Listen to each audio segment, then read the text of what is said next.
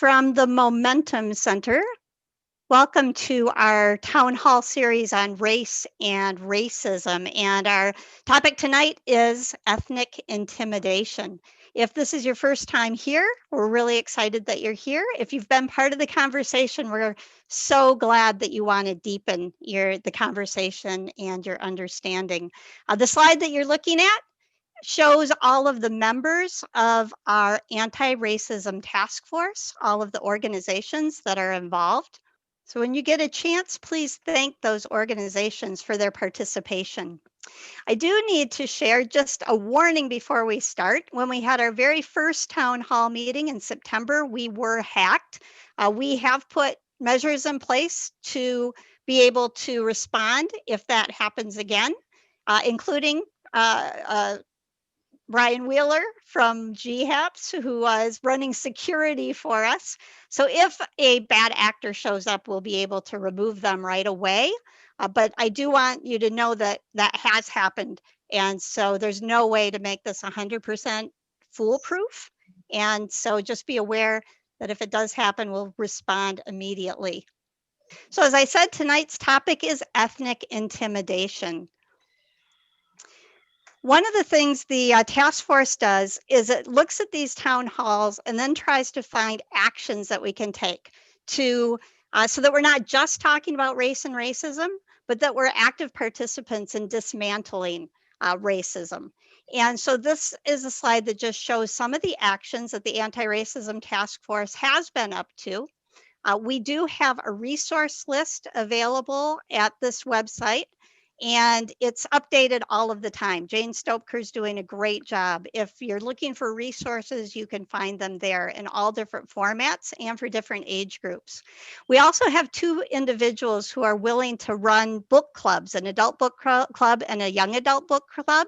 So if you're interested in either of those, let us know so that we can connect you with Wes and Angelica and get that book club started. I wanted to let you know that this town hall series, if you're not aware, is a full year series. And in December, our topic will be racism in educational systems. Whoops. And then finally, we are starting to plan now for a workshop or a series of workshops to take place in early 2021 that'll focus on retaining relationships in the midst of conflict. Clearly, I'm hitting a wrong button. We've had a number of requests for that. The opportunity to help people learn how to have these conversations and how do we stay in relationship with people that we don't agree with. So we're working on those workshops, and you will hear more about them as they are developed. This is our first deliverable of the Anti-Racism Task Force, and this is the debut of a video. Carrie Corpy is the kind of brain trust behind this. It was her idea. It's a recording of the City of Grand Haven's diversity, equity, and inclusion statement. And we'll be using this to kind of kick off our town halls as we go forward. But tonight is a special night because it's a debut. So I'm going to play this for us all. I do want to share with you Grand Haven's diversity and inclusion statement, read by leaders and future leaders of our community. The City of Grand Haven respects, values, and celebrates. La ciudad de Grand Haven respeta, valora y celebra los atributos características that make people who they are. Y perspectivas únicos que hacen que las personas sean como son. Pillars of inclusion, diversity, and equity. Los pilares de equidad, diversidad e inclusión son vitales. Are vital to a vibrant community. Para una comunidad vibrante. And we believe that bringing diverse individuals together, urging all voices to be heard, allows us to build a stronger community. Y creemos que unir a personas diversas y alentar a todas las voces a ser escuchadas nos permite construir una comunidad más fuerte. The City of Grand Haven upholds these pillars. La ciudad de Grand Haven defiende estos pilares como cruciales. As crucial to healthy people and a healthier community. Para mantener las personas saludables y una comunidad sana.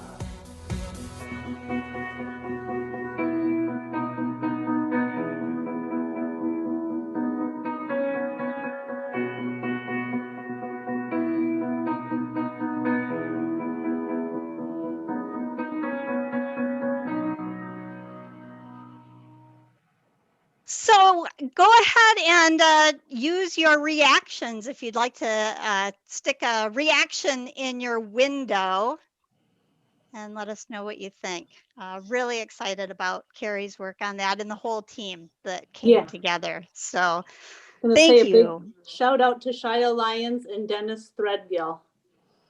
Awesome. Thank you, Carrie. And Shile and Dennis. Our speakers tonight include Brian Wheeler from Grand Haven Area Public Schools, who will talk about his own and his knowledge of incidences of ethnic intimidation in our area. And then DJ Hilson, the prosecutor from Muskegon County, will talk about how things raise to the level of ethnic intimidation. What are those criteria for kind of freedom of speech to move into being criminal? And then Angelica Colin will invite everybody on this conversation to be part of the next video that we'll be compiling. Need to go over a few things first. Our agenda, first of all, is that we do our welcome and instructions. Then we hear from our panelists. They'll each have 10 minutes to speak. We'll have a opportunity for questions and answers. And I want to pause here just a moment because many people have submitted questions ahead of time and they fall into three categories. One is the category of just general questions about what can we do about racism and do you think racism exists? And those are the questions that we're dealing with month to month and that we're talking about in our small groups as we try to figure out what we can do to push the needle forward. The second set of questions are specific questions to topics that are not our topic tonight. And so we're holding those for when we're dealing with those specific questions, those specific topics. And then we have the questions that were for our speakers tonight regarding our topic tonight, and those we will pose to our speakers. We've sent a couple of those ahead of time. We have other that they might incorporate in their answers. We have others here. And as you have questions tonight, or if you've submitted a question and you didn't hear the answer, please put it in the chat box. We'll be monitoring the chat box throughout. We'll try to get to all of the questions. If we run out of time, then we will take those questions and forward them to Brian and DJ, get their written responses and send that out in the packet afterward. After Q&A, we'll have our breakout sessions. We'll report out, and then we have some closing polling questions before talking about next steps. I do ask that you stay on mute while we're having our program tonight. And when you are called on to speak, if you're a speaker or a facilitator, just unmute yourself at that point. But otherwise, stay on mute. And if possible, keep your video on. The whole idea of the town hall is that we're in community together. And so it's nice to be able to see each other's face and know that we're all entering into this conversation in this common space together. We do have closed captioning tonight. We do have closed captions. You can see the subtitles and turn them on or off as you prefer. As I mentioned, submit your questions through the chat box. To participate in the breakout sessions, you will need to have the Zoom app downloaded. So if you went in through your web browser, then you won't be able to participate in the breakout session. So I encourage you to download the app.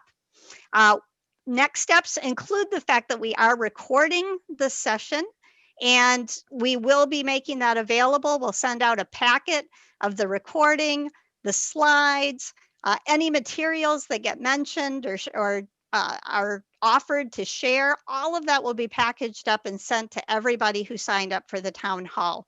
And our goal is always to have that out within a week. So by this time next Monday, you should have that full packet.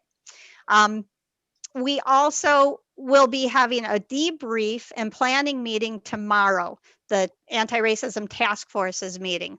So all of the information we get from this meeting, we bring tomorrow to that debriefing, and we look specifically for action steps that come out of suggestions made tonight.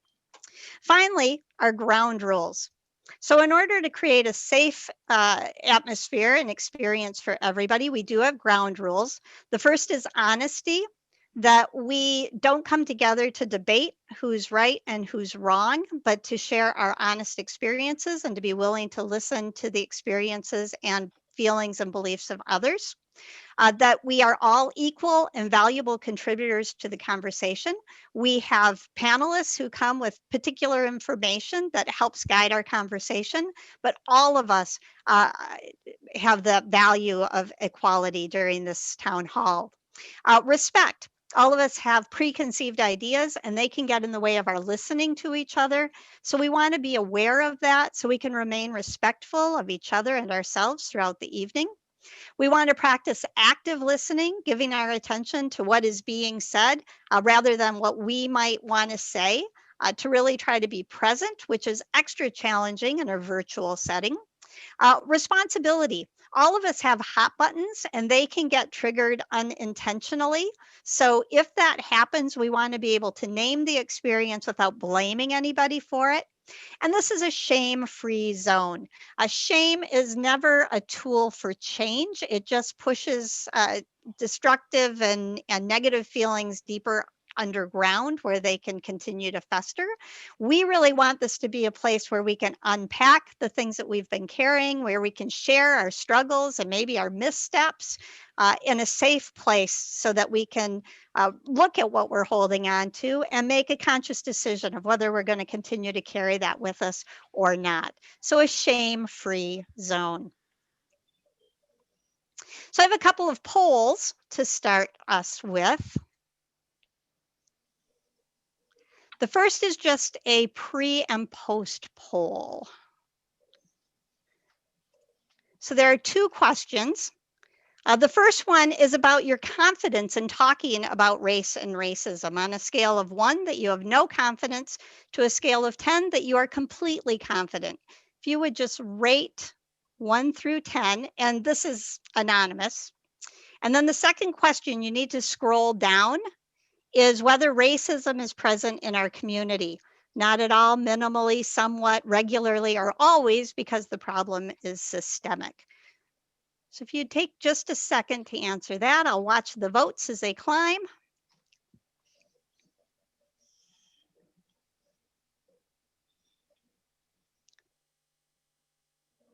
We're at about 70%, so 10 more seconds and we'll close it.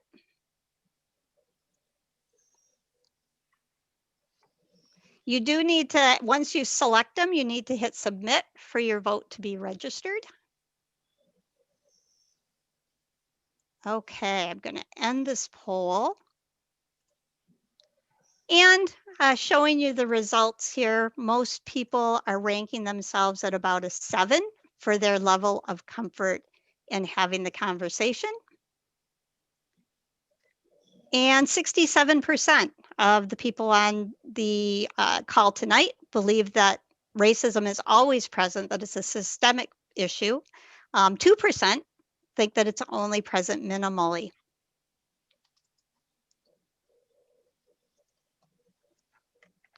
With that, I want to turn things over to our first speaker. So Brian Wheeler from Grand Haven Area Public Schools, if you would unmute yourself, and I will stop sharing my screen in case you need to share yours. Okay, I don't think I'm sharing anything Nope. Okay. on my screen today. Thank you. Yeah, thank you for this opportunity to be here. And I thank everyone for showing up today. I'm gonna, towards the end, I'm gonna talk about particular incidents related to the Grand Haven area that I'm aware of or was taken a part of. But overall, I wanna talk about perspective, and all of us have and are entitled to our different perspectives. I would like to share mine on ethnic intimidation that I formed over many years throughout my life based on experiences that I have had. So I'm going to start off in my early childhood and move forward. I'm actually in the city of Biloxi, Mississippi. I'm in the state of Mississippi right now, and I have a lot of roots here in Mississippi and Louisiana, although I spend most of my time in Michigan. And I'll go back to talking about Mississippi in a second. But growing up, my stepfather shared a story that he was really passionate about when he shared a story that at the time kind of shook me up. And I still remember because during that time, I created in my mind a picture of that story that still lives with me in my mind. And it was about one of his uncles, and he shared that one of his uncles had been lynched, and he had been lynched by the way he looked at, or someone said he inappropriately talked to someone, a white lady. And my whole life, I remember that story in detail. I feel like I could make a movie about that story of what happened and how he was removed from the house and what they did to him before they hung him up. And that has always been a part of my perspective of the South, actually, and some of our bad history that we have in the United States.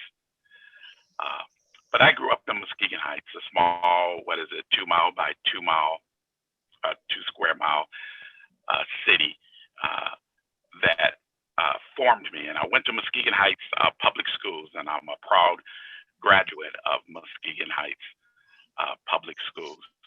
And going there, it was a sense of safety, because most of my teachers looked like me. Most of my teachers had a culture that was similar to mine. And most of my teachers, it was very easy for me to relate to.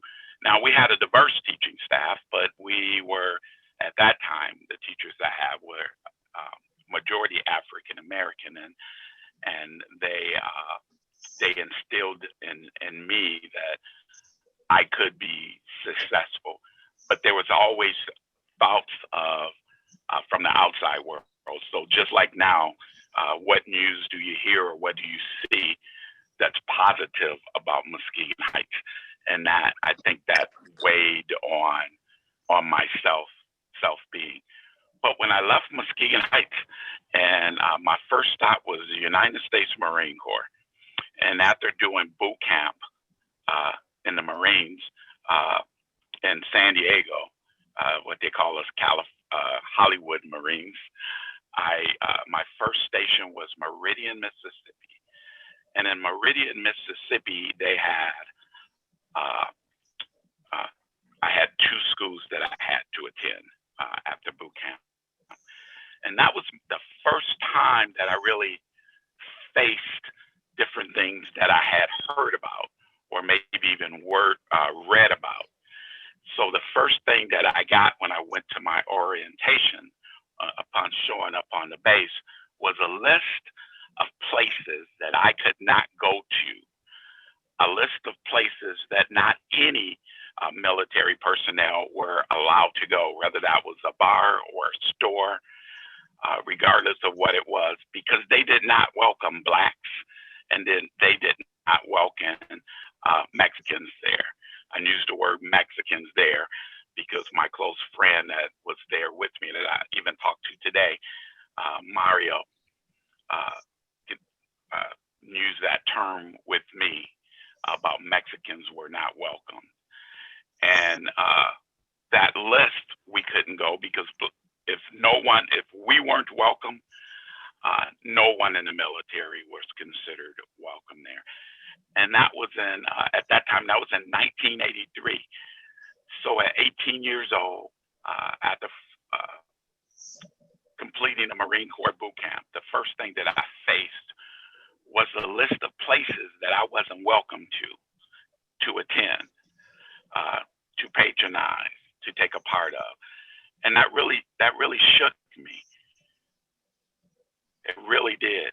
And I did so many things on a base, but it did not take long after going into town and going to different places to realize where they had that list. They were really open about letting you know where you weren't welcome at. And I will never forget those times and being made to feel like I wasn't welcome, or to hear people vocalize that you weren't welcome. I thought after the 60s and the 70s, when I made it there to the 80s, that I wouldn't have that issue. But I found out that that wasn't true.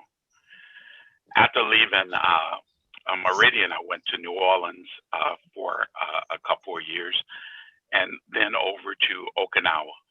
And in Okinawa is when I really, when it shook me past what it did while I was in Meridian. That friend that I talked about earlier, Mario, he went to a club in Okinawa, Japan. And when he was walking into a club, a group of fellow military people were walking out of that club.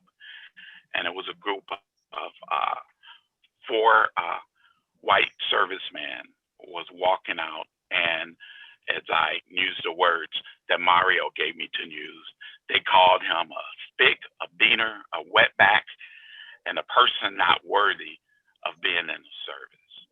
And they beat him so bad and left him in the field in Okinawa. So a United States Marine, a serviceman, someone who went on to retire as a gunnery sergeant in the United States Marine Corps and won several national awards, was beaten and left in the field in another country by Americans.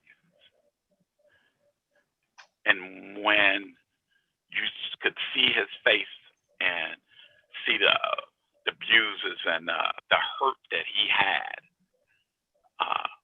while not here in the United States, it really brought home to me that people could truly still in that time hate you for the color of your skin, and not only hate you, but to actually take steps to show you that. And that was a truly moving experience to me. And then I'll turn the page to GAPS, or the Grand Haven area. And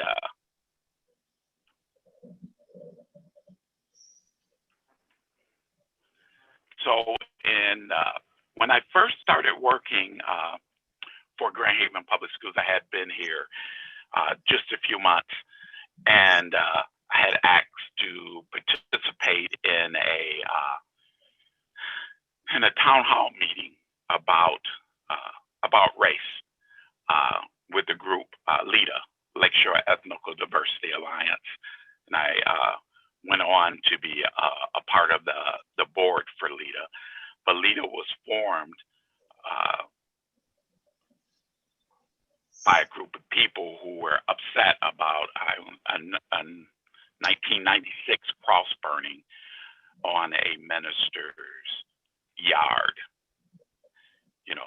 So now we're past the 80s and we're into the 90s, and 2 young men who was upset with the son of that minister and his wife chose to come to their yard and to bring bricks and a cross and to burn it on their yards.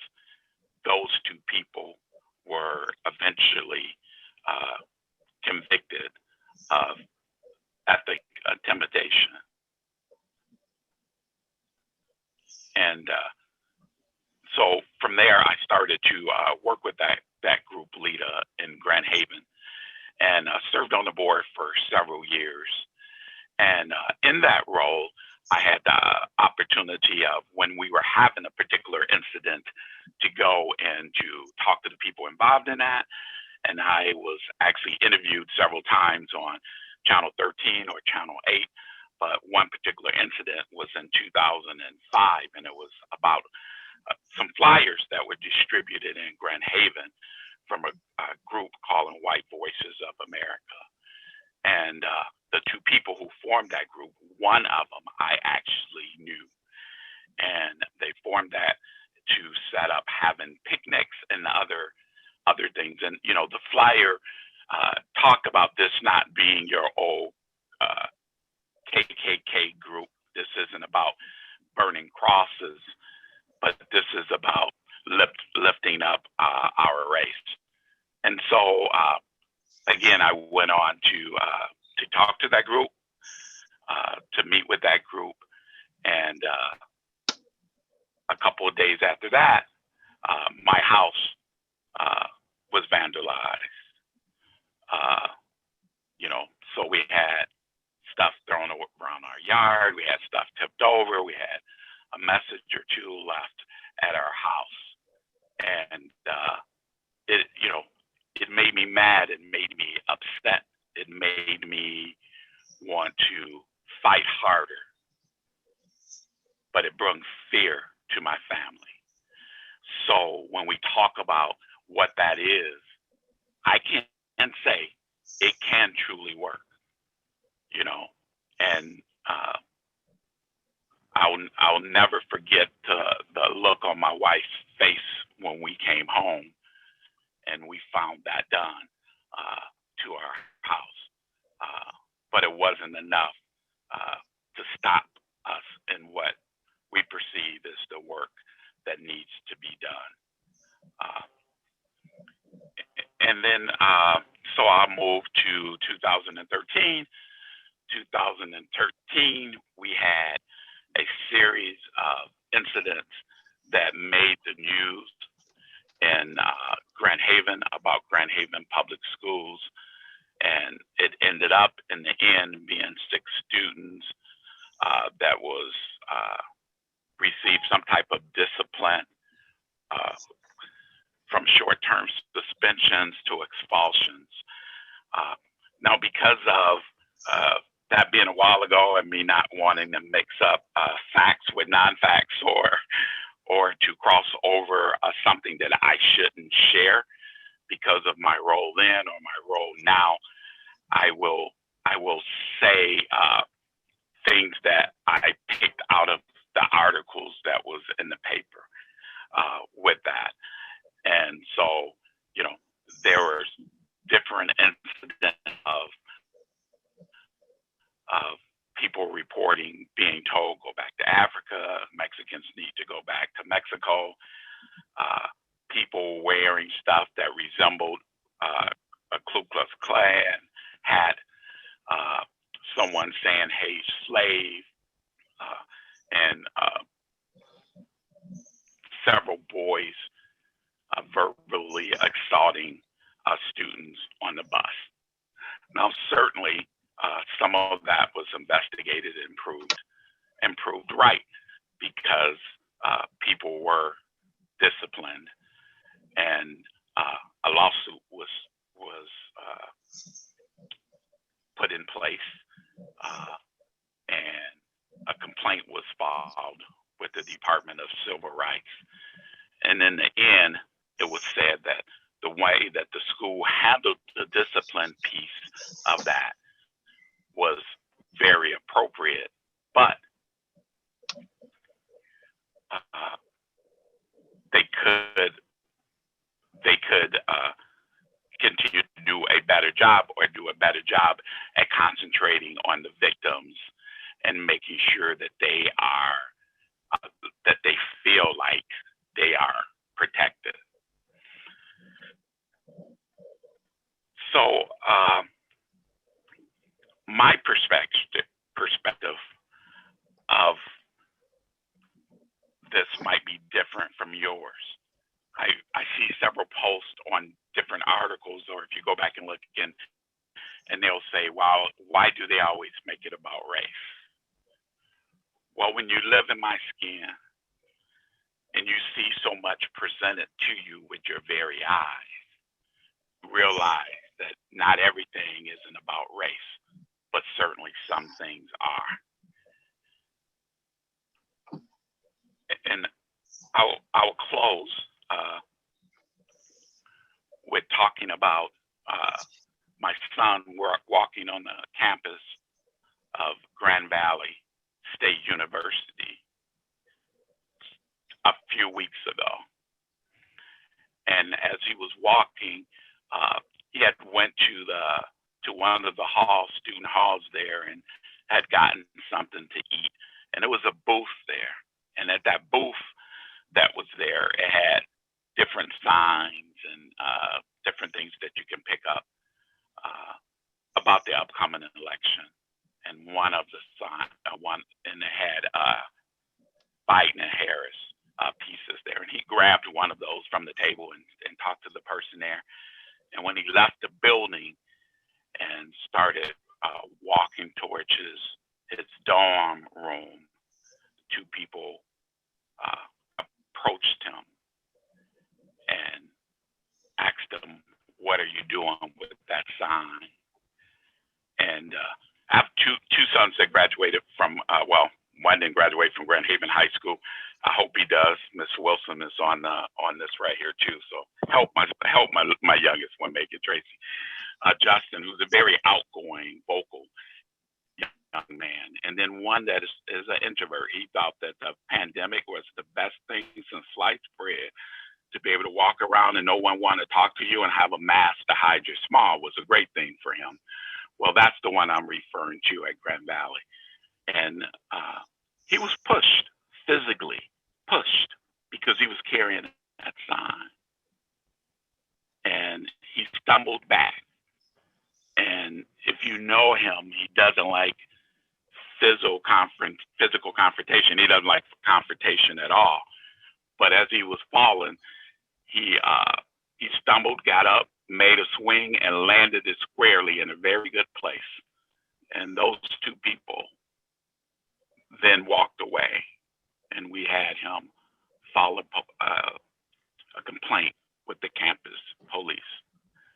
And so that's here in the 2000, and that's here, that's real. And those conversations that we have to have with my two sons about this world and how to move on despite the things they see, and to not be bitter, and to not let that slow them down, and for that to not let them be who they are.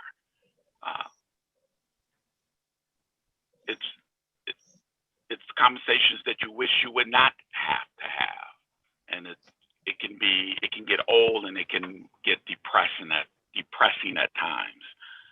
But this is something that's real, that's been out here, and that is still out here. And I thank you for taking the time to listen to me. Thank you, Brian. Thank you. Powerful stories, and your grace in sharing those, your strength in sharing those, and your willingness to, make kind of relive that and be vulnerable for the sake of this conversation. I just deeply respect and offer my gratitude. Now we'll move to DJ Hilson, Muskegon County Prosecutor. If you want to unmute yourself, DJ.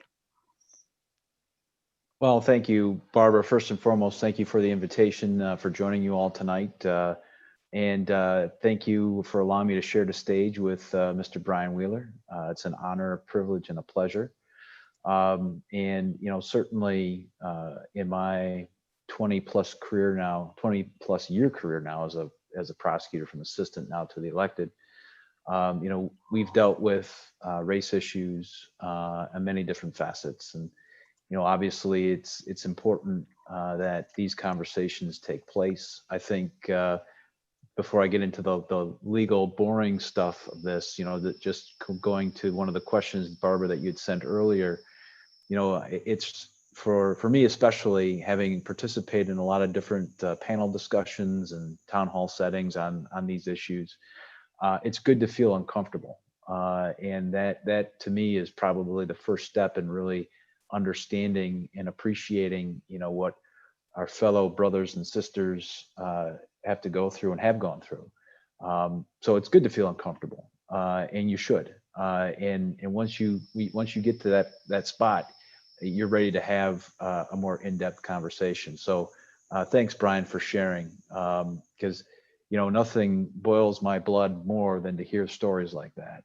It's just infuriating and frustrating that even in today's day that we still have to deal with these issues. So thanks for sharing, my friend. From my standpoint, Michigan was, I guess, sort of on the forefront, if you will. I'll say they're on the forefront, and I'll also talk about where this particular law lacks.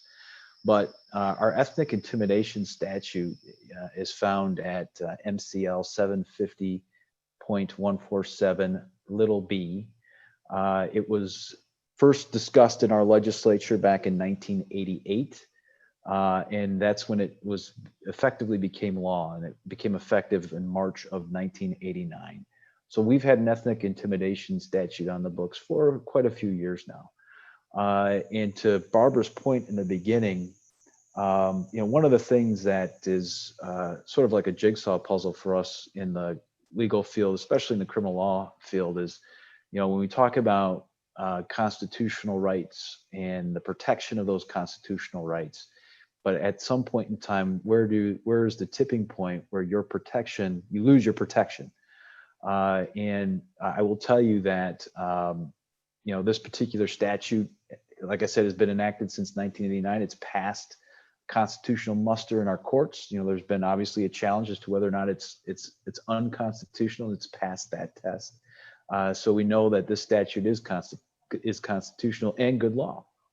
And so essentially, the statute reads as follows. I'm gonna try not to read the whole thing and paraphrase it just a little bit. But a person is guilty of ethnic intimidation if that person maliciously and with specific intent, and I'll get to that in a second, to intimidate or harass another person because of that person's race, color, religion, gender, or national origin, does any of the following.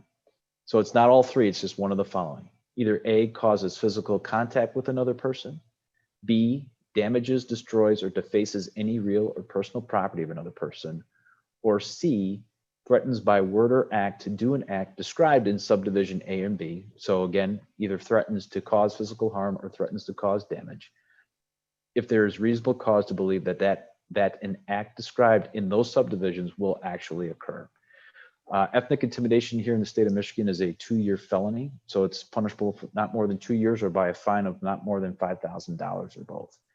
Now, to not bore too many people, because again, in law we talk about specific intent, and in criminal law that's really important. In other words, I have to specifically intend to do something, typically to violate criminal laws. And so what this statute is requiring is that, so that we get beyond the First Amendment protection of free speech, that you exercise, you say things that is either with specific intent to intimidate or harass another person because of their race, color, religion, gender, or national origin, coupled with some sort of action. So for example, the easiest suggestion is that you start beating somebody and you start laying down racial slurs at the same time. So it's not just the physical assault and battery that's occurring, but it's occurring and you're saying these things that is forming that specific intent, that you're doing it not just for the sense of assaulting somebody, but you're doing it because of that person's race, color, religion, gender, or national origin. Similar to the destruction of property, as Mr. Wheeler described, the young men who went to that minister's house and put a cross in his yard and burned it. Again, that is showing those specific intent to do that damage or destroy or deface someone's property because of their race, religion, national origin, color, etc. So when we talk about how free speech can turn criminal, it's exactly that. It's where that speech hits that tipping point, and now you're not saying it in a free speech context, but you're saying it with a specific intent to threaten and harass, and you're coupling that with an action of some kind, a criminal action of some kind. So I hope that kind of describes how you can violate the ethnic intimidation statute here in the state of Michigan. One of the nuances and where I became really heavily involved in looking to amend this statute was about 2 or 3 years ago.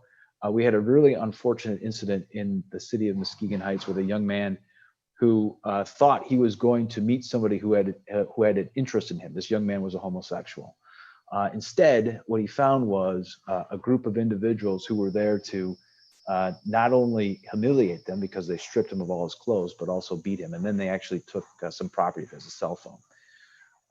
When I first evaluated that case, we were looking at not only some pretty significant felony charges, the unarmed robbery charges, but we're also looking to charge ethnic intimidation. And what I was surprised to find is that the term sexual orientation was not part of that statute. And in fact, in doing some research for tonight, that term was originally discussed in the House before it went over to the Senate. And the Senate changed that sexual orientation to gender, and that's how the bill went from the Senate back to the House and then to the governor to sign back in 1989 or 1988, excuse me. Well, based off of that, in using the media to my advantage, I was contacted by some senators in Lansing and ultimately ended up in a committee meeting testifying to change that particular, add that particular term because, you know, quite frankly, just as Mr. Wheeler has gone through some things in his lifetime, unfortunately, so has the LGBTQ community has gone through a lot of the similar type of situations, and they need just as much protection as anybody else. And unfortunately, when we attempted to add that, just that simple phrase, sexual orientation, that movement found its way somehow dying in a committee somewhere in our legislature. And so, you know, it's for me as a person who values and respects everybody, regardless of what they claim to be or who they are. It's really sad to me that we still can't get some of our policymakers on the same page in order to really put our money where our mouth, or put our actions where our mouth is. Now, so that's sort of a dark side of that statute. Now, the good news is that particular area was litigated just recently. In fact, in early 2020, a Court of Appeals case, a Michigan Court of Appeals case out of an incident that happened in Wayne County was litigated, and the Court of Appeals actually struck down the idea that sexual orientation is encompassed in the term gender. But if you keep up with your case litigation, and I'm sure many of you do because it's riveting reading when you read these cases, our U.S. Supreme Court actually had taken up that issue, and that was just decided in June of this year in a civil case. And maybe you remember hearing it on the news, but there were several individuals. Who sued because they were fired based off of their basically announcing to their employer that they were either transgender or they were homosexual. And our U.S. Supreme Court, with two of the conservative justices leading the charge, Justice Roberts and Justice Gorsuch, rendered an opinion that basically said that sexual orientation is in fact encompassed in the term gender. And so our Supreme Court, Michigan Supreme Court, had basically reversed and remanded the decision in that Wayne County case back to the Court of Appeals to decide that in light of the U.S. Supreme Court's hearing. So stay tuned. We may end up getting that without having to go through the policy and legislative process. It's amazing how fast 10 minutes goes. I keep forgetting, and I've just been told I've got a minute left. But all in all, I will tell you that that statute's been on the books. It's a powerful statute. It certainly requires certain facts and circumstances to basically take place in order for us to consider that as a charge. But rest assured, at least in Muskegon County, if that's available to us in a particular situation, we take it very seriously and we charge it, and we're very aggressive about it. And so I hope that enlightens a little bit. I apologize. You know, as an elected official and a lawyer, it's like a double whammy. I tell people, you got a politician and a lawyer trying to pigeonhole something in 10 minutes. So I hope that helps a little bit. It does, DJ. Thank you very much. I think, you know, those legal definitions are so important as we try to figure out what possible accountability and ramifications are available. If you have questions, panel participants, for our panelists, for Brian or DJ, please put them in the chat box. I know we have a couple of them that did come in beforehand. And while you're typing those questions, Angelica, if you would like to explain the next video that we're going to put together and invite people to participate in that. Yeah. Okay. So my name is Angelica, and I'm part of the Anti-Racism Task Force.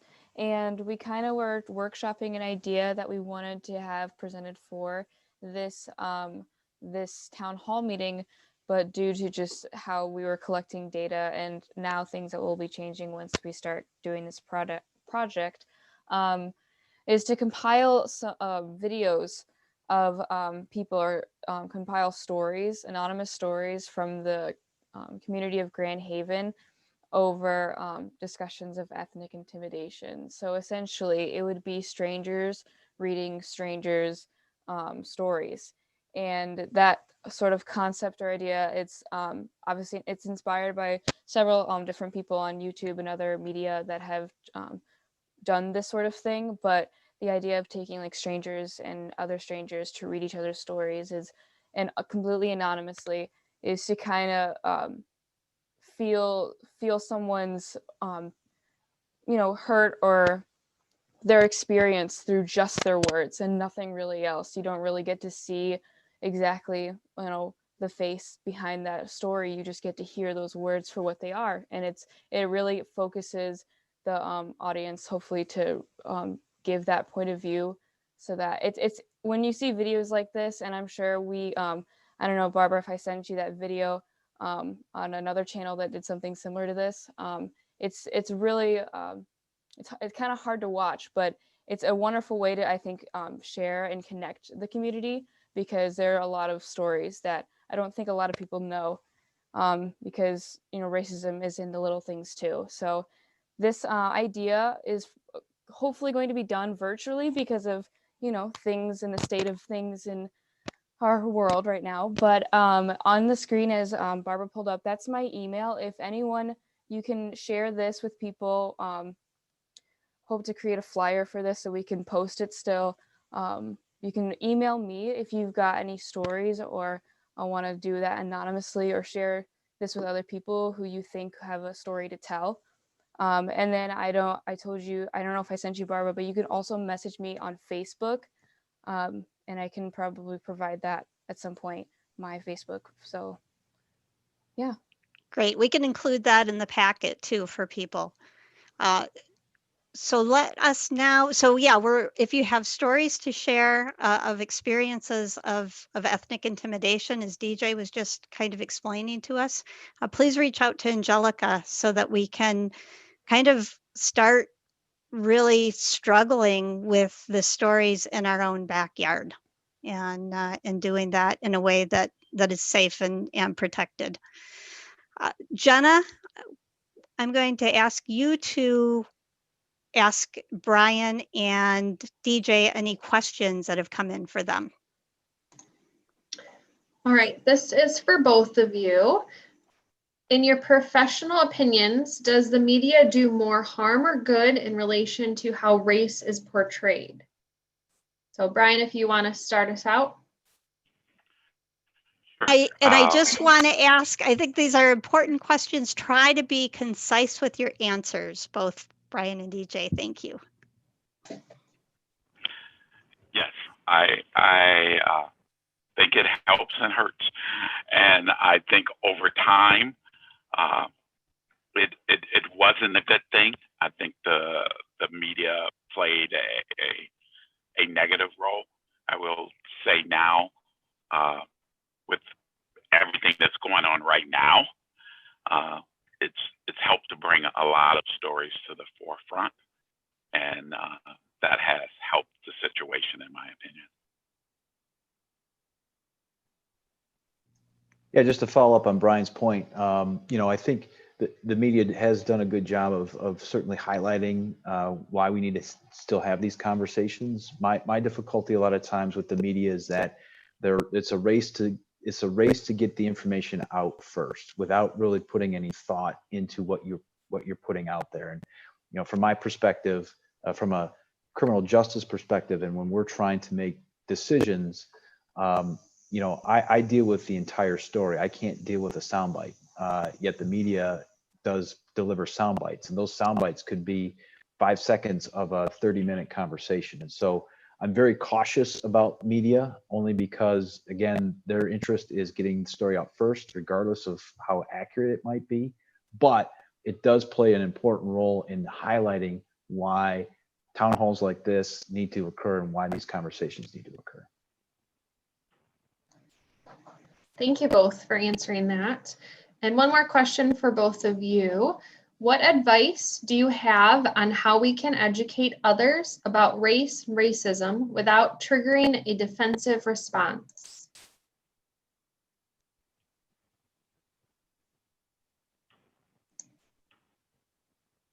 You want that first, Brian, or you want me to handle it? Sure. I can go first. I don't mind. I guess I say this is about most conversations about race is relationship. I think the more time that we take, the more effort that we put in to building relationships across the line, the more trust we develop. And when you get to know someone on a personal level, it makes it so much easier to have a conversation with them and to not to try to guess where your heart is. Because I think that's what makes people jump to be so defensive. So to work to build relationship first before you come out seeking a lot of responses and answers from people. Yeah, and I think it's a self-assessment. I think you look to yourself first and see where you are and try to do an honest assessment of yourself, which can be sometimes very difficult. I go back to what I talked about earlier is being ready to feel uncomfortable, because it's uncomfortable. But to me, I've learned so much from building those relationships that Brian talked about, and really engaging in that conversation and really listening, not engaging, not defending, but just listening, and trying to appreciate. So I think if you practice that listening skill, you'll find that you end up engaging in a more deeper and thoughtful conversation.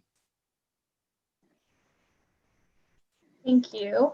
And then DJ, the next two are for you. The first one is, in what ways does prosecution and punishment differ in cases where ethnic intimidation is a factor versus an assault or similar case where it does not? Well, the big difference is your garden variety assault and battery. So I punch somebody in the nose. That's a 93-day misdemeanor. Versus I punch somebody in the nose and start, saying all sorts of racial slurs and whatnot. Now it becomes a 2-year felony. And so your exposure to jail time, for example, is far greater being prosecuted and convicted of an ethnic intimidation versus your assault and battery misdemeanor. Obviously, also, having a felony on your record is a little bit different than having a misdemeanor on your record. And so that's probably where the difference lies. Is you're in two different courts. One is in district court, one's in circuit court.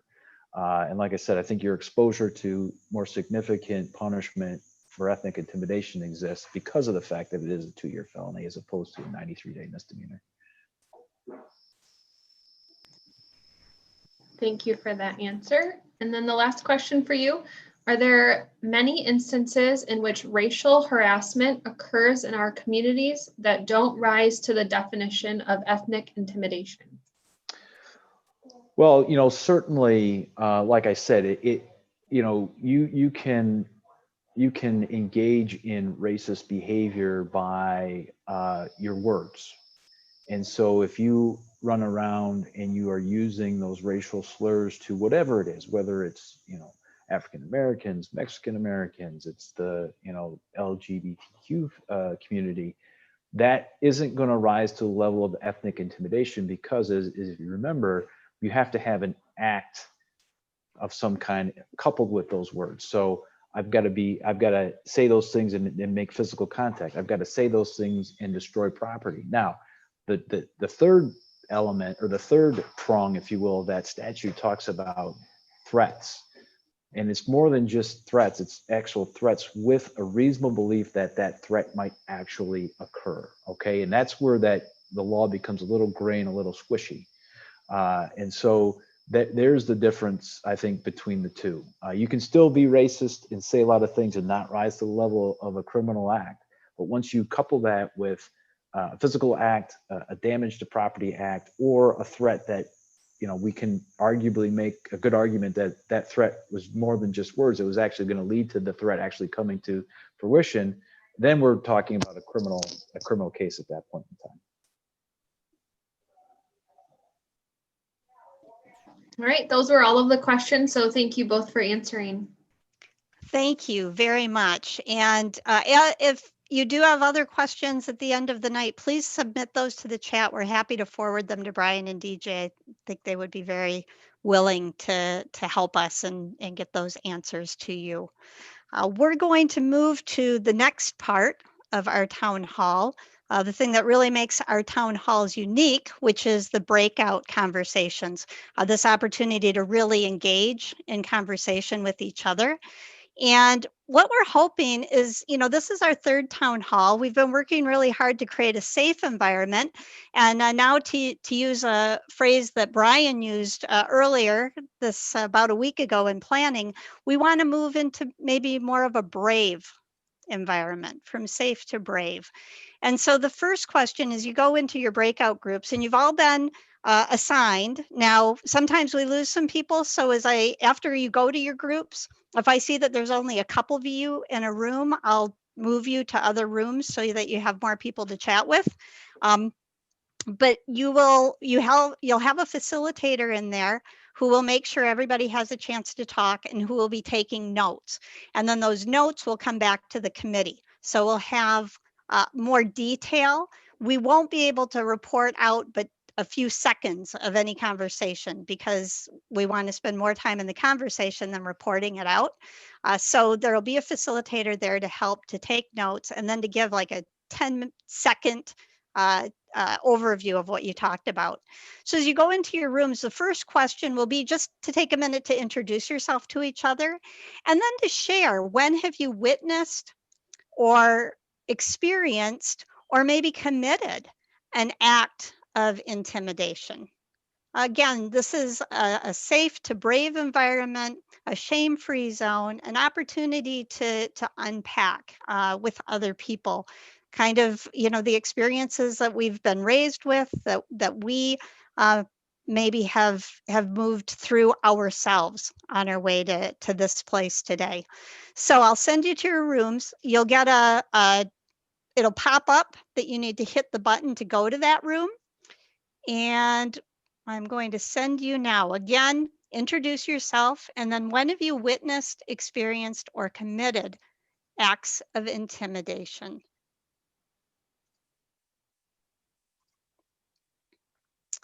And all of the rooms are open, so something should pop up on your screen and let you join a room. Those who are not assigned, I will assign you now. Okay, welcome back, everybody. I hope you had a productive conversation. I know the time can go really quickly. What I'm going to do is call on each of the facilitators of each of the groups, but I just want a real sound bite. If there was a take home or a theme in your conversation, because we have 10 groups. And so if we all take a minute, then we're already at 8 o'clock. So we need just a sound bite from each group, because there's one more question I want to send you back to your rooms for. So let's start with breakout group number 1, Gina. If you, in each facilitator, just unmute yourself as I ask. So Gina, Do you have an right. observation? So quickly, we talked about phrases, common sayings, or like old saying slang that we use that can be really hurtful. We've heard a lot of that. So like the microaggressive things. And then also hearing other people's stories that they tell where they've been intimidated or they've, you know, been witnessed, other people have witnessed other people being intimidated. Those have all been powerful, but none of us have specifically witnessed what would be criminal ethnic intimidation. Thank you, Gina. How about room number 2, Carrie? I'm sorry. That's okay. Mostly it was in our group, it was 2 strong Black women who wonder why their voices aren't heard as loudly as the white women that they work with. And then we also had, which is very powerful, but we also had 2 views of people who were the intimidators. Thank you for your vulnerability in sharing that in that group. Thank you very much. How about group 3, Greg? Yeah, Barbara, we had good conversation. We're able to share some experiences. I think one that stands out is that we all were very impressed by Brian's courage to speak and share his story.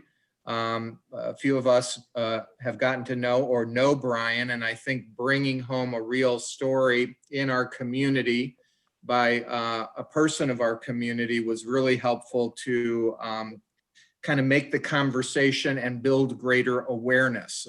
Something that I think people in our group feel like they will continue to share. And that's the doubling down effect of being able to share the experience. And that we were impressed that, you know, again, the white community is showing up to the town hall. And that we are part of what we might be seeing as a more resilient, stronger movement for change. Excellent. Thank you. Thank you, group 3. How about group 4, Brian's group?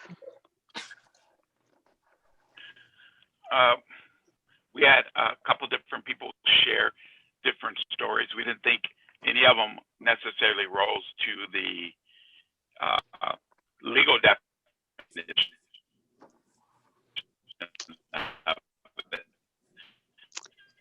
Your audio is pretty unstable, Brian. If you just talk about the term. I think we lost your audio feed, Brian. But I know that you're taking notes, and we'll look forward to getting the written suggestions of your group or observations of your group. Rather, let's go to Mary Grillo, group number 5.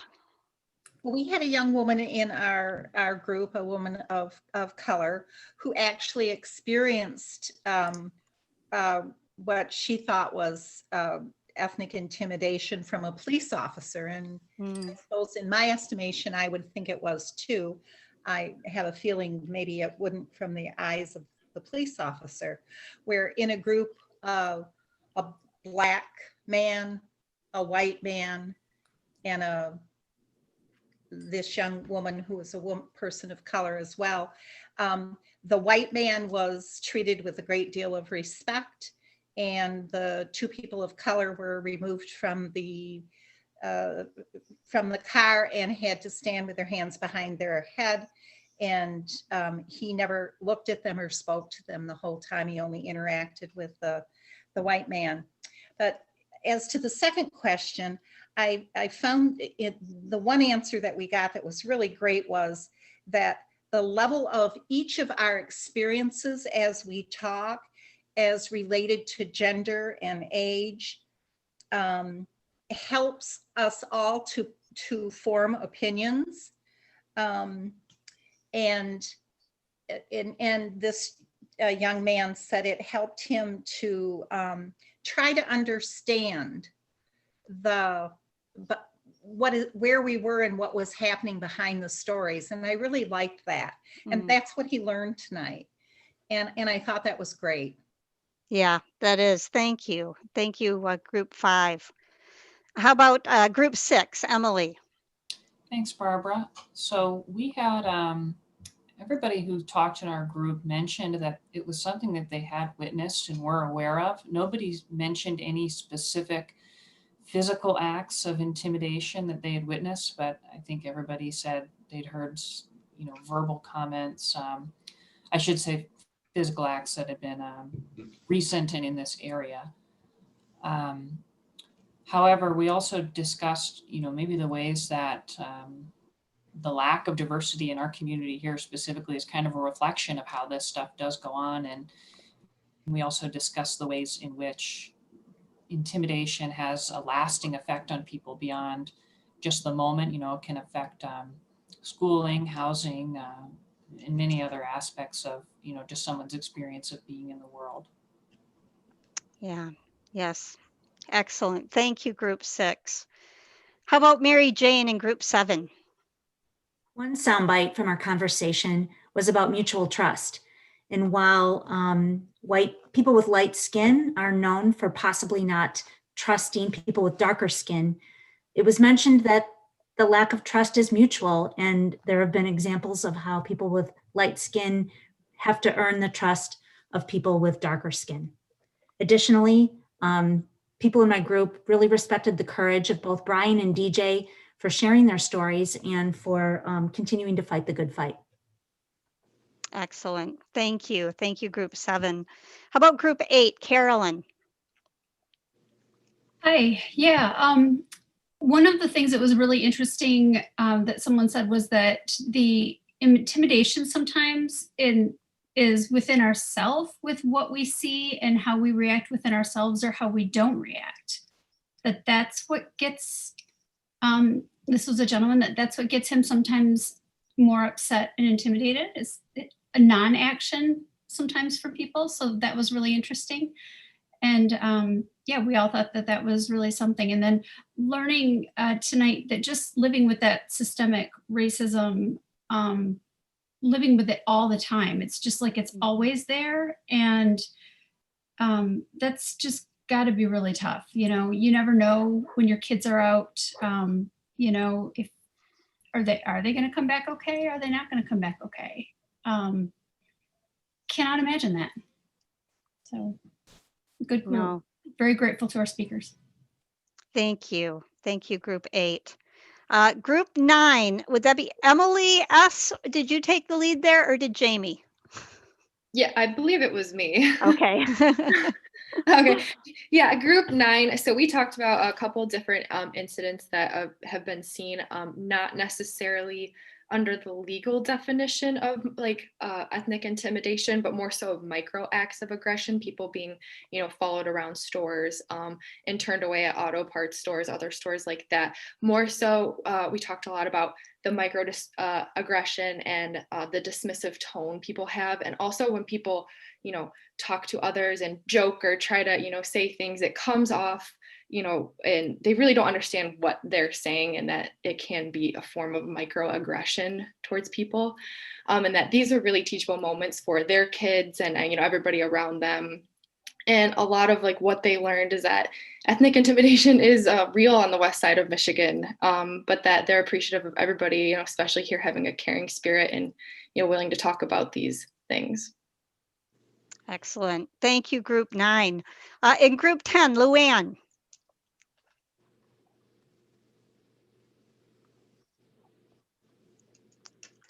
She's muted. Luann, you're muted. You got to unmute, Luann. There you go. Sorry. All right. I apologize.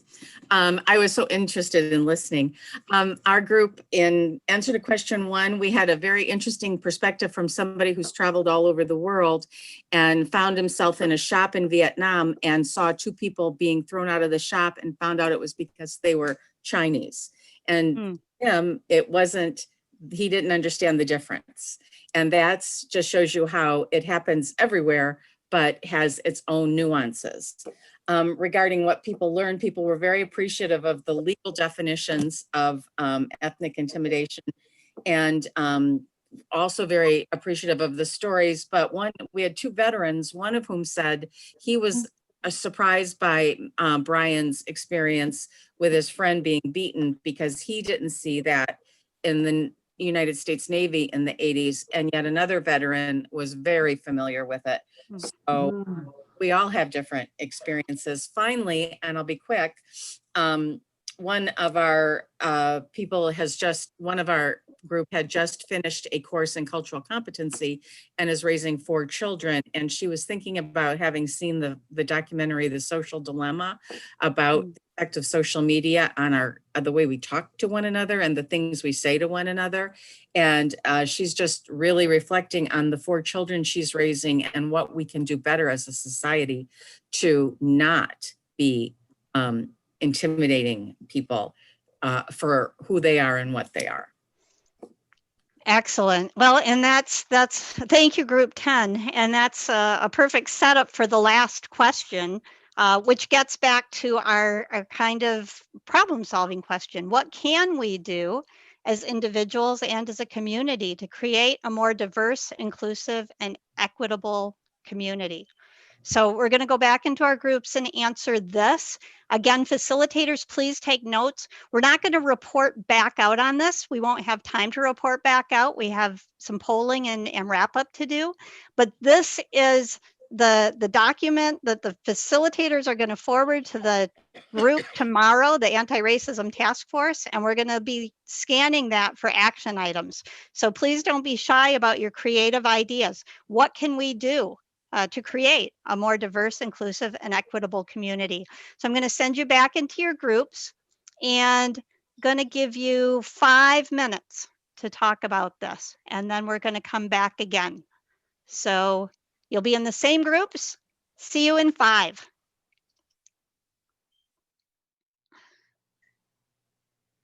Okay, everybody. Thank you for coming back. Facilitators, please email or take a picture and send however you want, whatever format you want, get those notes to me so we have them for our meeting tomorrow. I'm going to launch some polls really quick. This is our post poll. So having had this conversation, is racism present in our community? Not at all, minimally, somewhat, regularly, or always. And what's your level of confidence about talking about race and racism on a scale of 1 to 10? So we'll give about a half a minute for this. Remember to scroll down so you can answer both questions. And make sure that you hit the submit after you make your selection. And about 5 more seconds. All right, ending the poll and sharing results. Well, we had a shift here. So more people see it as a systemic problem and less people see it as a minimal problem. And then confidence in talking about race. We had a kind of, the majority still at 7. It looks like in general, there was an increase in confidence. So that's always helpful to know, really helpful to know. And then this poll is about the town hall itself, kind of an evaluation question. How helpful was the town hall? Not at all helpful. It made you more aware, motivated you to take action, or convinced you to become or continue as a leader or advocate. And sharing the results. So this is always really gratifying to see that people felt it 35% more awareness, 27% motivated to action, 57% convinced to continue or become a leader or an advocate. So thank you for that. And then as we plan next steps, this is an action question for you.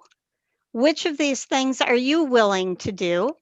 Read, listen to podcasts to learn more, Engage in more conversations about race and racism, and you can pick all that apply.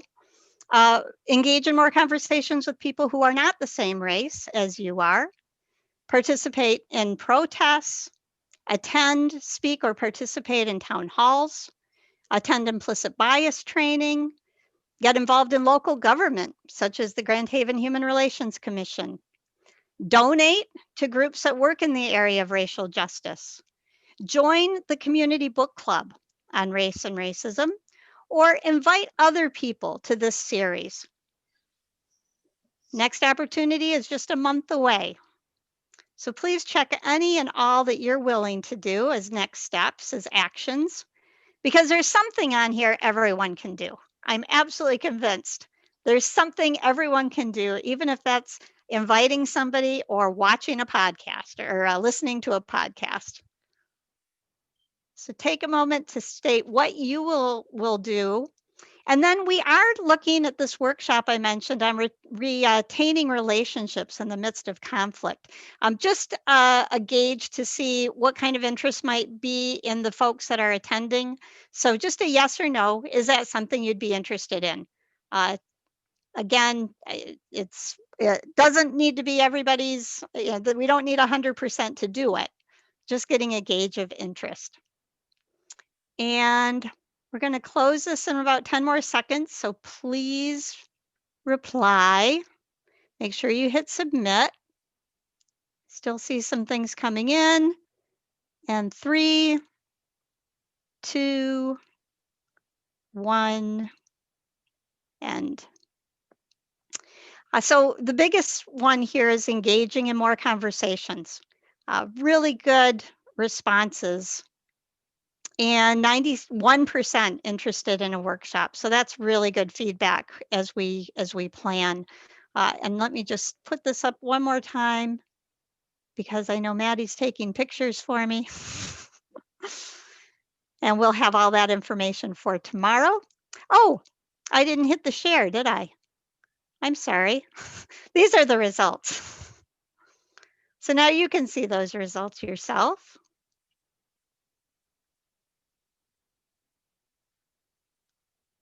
Very, very helpful. Thank you. And then the last question is about another town hall.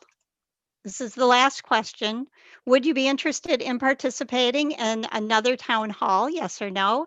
And then these are possible topics. So topics that the team is considering and trying to place in some kind of order. As I mentioned already, we'll start talking about the educational system next month. But there's some other opportunities here. Organizations that deal with racism, historical instances in our area, race and religion, local government action, business and economics, navigating racism in one's own family, white privilege, healthcare, mental health care, and racism and the justice system. And we literally go to this list to kind of pick what the next topic's going to be. So your feedback does make a big difference. So we'll give this 10 more seconds. Make sure you hit submit. 3, 2, 1, end. And share results. So everybody on the call's interested in doing this again. That's really, really helpful to see. And of these topics, racism in the justice system is the highest. And being able to further explore kind of moving beyond our conversation tonight around ethnic intimidation and starting to talk about, police intervention and in the justice system with people of color, really, really helpful.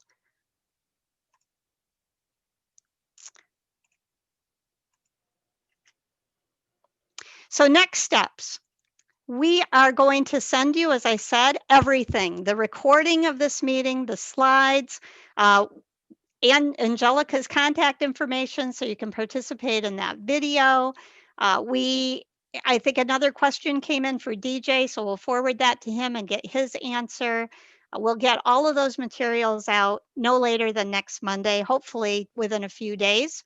We'll get that remaining question answered. We'll be reviewing feedback and making plans tomorrow. These are a couple of other next steps we want to suggest to you. One is contacting Angelica about the video. The other is to check out the podcast. This is the situation. This is the website. But This is a Situation is a podcast and radio show run by Timothy Stewart. He's one of the people on our anti-racism task force. He lives in Muskegon, and really, really helpful content. So we invite you to check that out. Again, this information will also be in your packet. Big thanks to Brian and DJ and Angelica. Feel free to grab a reaction if you want to give them a hand clap in your in your frame if you know how to do the reactions. So grateful. Brian, thank you for your sharing. DJ for your knowledge. Angelica for introducing the concept of the video. And many, many thanks to all of our facilitators, our volunteers, and all of the organizations working as part of the Anti-Racism Task Force. Just critical work that we have to do in collaboration. There's just no other way about it. Please mark your calendar now. The next town hall will be December 28th. And go ahead and mark it for the rest of the year until at least September, the fourth Monday of every month. Town hall meeting on race and racism. We hope to see you on the 28th. We'll have a new registration link up within, probably within 24 hours. So grateful for your being here. If there's any remaining questions, please put them in the chat box so we can pass them on. And the divine in me recognizes and bows to the divine in you. Namaste and good night. Namaste.